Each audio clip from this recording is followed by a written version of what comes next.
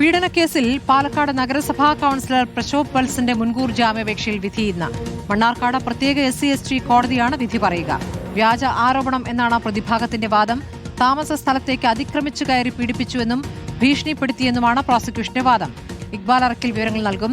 ഇക്ബാൽ, ഇപ്പോൾ ഈ പീഡന പരാതിയിൽ കോടതിയുടെ വിധി മുൻകൂർ ജാമ്യാപേക്ഷയിലുള്ള വിധിയാണെന്ന് വരാനിരിക്കുന്നത്. ഈ പ്രശോഭ് വത്സൻ എവിടെ എന്നുള്ള ചോദ്യത്തിന് പോലീസിന് ഉത്തരം കണ്ടെത്താൻ കഴിഞ്ഞിരുന്നില്ല. പ്രശോഭ് എവിടേക്ക് ഒളിവിൽ പോയി, ആരുടെ സഹായത്താൽ എന്നൊന്നും അറിയാൻ കഴിഞ്ഞിരുന്നില്ല. ഇപ്പോൾ അതിനിടയ്ക്ക് മുൻകൂർ ജാമ്യാപേക്ഷയും കോടതിയിൽ എത്തുകയാണ്. എപ്പോഴാണ് കേസ് കോടതി പരിഗണിക്കുന്നത്? സ്മൃതി, രാവിലെ 11 മണിക്ക് തന്നെ മണ്ണാർക്കാട് പ്രത്യേക SC/ST കോടതി ഈ കേസിലെ മുൻകൂർ ജാമ്യാപേക്ഷയിൽ വിധി പറയുമെന്നുള്ളതാണ് മനസ്സിലാക്കുന്നത്. ദിവസങ്ങൾക്ക് മുമ്പാണ് ദളിത് യുവതി ഈ പാലക്കാട് മുനിസിപ്പാലിറ്റിയിലെ കോൺഗ്രസ് കൗൺസിലറായിട്ടുള്ള പ്രശോഭ് സി വത്സനെതിരെ ഒരു ലൈംഗിക പീഡന പരാതി നൽകുന്നത്.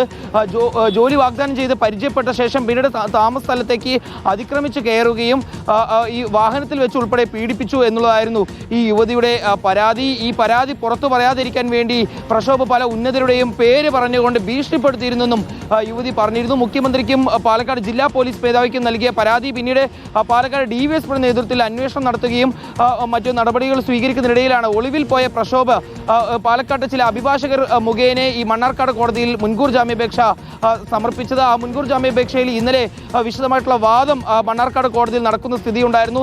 പ്രശോഭിന്റെ അഭിഭാഷകൻ പ്രതിഭാഗം പ്രശോഭ് യാതൊരു രീതിയിലുള്ള തെറ്റും ചെയ്തിട്ടില്ല എന്നുള്ളതായിരുന്നു കോടതിയിൽ വാദിച്ചിരുന്നത്. പക്ഷേ ഈ താമസ സ്ഥലത്തേക്ക് അതിക്രമിച്ച് കയറി പീഡിപ്പിച്ചെന്നും അതിനുശേഷം ഈ യുവതിയെ പ്രശോഭ് പലതവണ ഈ ഭീഷണിപ്പെടുത്തിയിരുന്നു എന്നുൾപ്പെടെ പ്രോസിക്യൂഷനും വാദിച്ചിരുന്നു. ഇതിനിടയിൽ ഈ അതിജീവിത തന്നെ അടച്ചിട്ട കോടതിയിൽ ഈ തനിക്ക് നേരിട്ട ദുരനുഭവങ്ങളെല്ലാം വിസ്തരിക്കുന്ന രീതിയിലേക്കുള്ള കാര്യങ്ങളും ഇന്നലെ മണ്ണാർക്കാട് കോടതിയിൽ നടന്നിരുന്നു.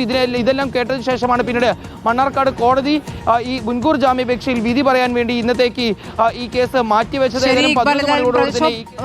മുൻകൂർ ജാമ്യാപേക്ഷ ഇന്ന് കോടതി പരിഗണിക്കുമ്പോൾ മുൻകൂർ ജാമ്യം ലഭിക്കുമോ എന്നുള്ളതാണ് അറിയേണ്ടത്. ഇക്ബാൽ അറക്കിലാണ് പാലക്കാട് നിന്നും വിവരങ്ങൾ നൽകിയത്.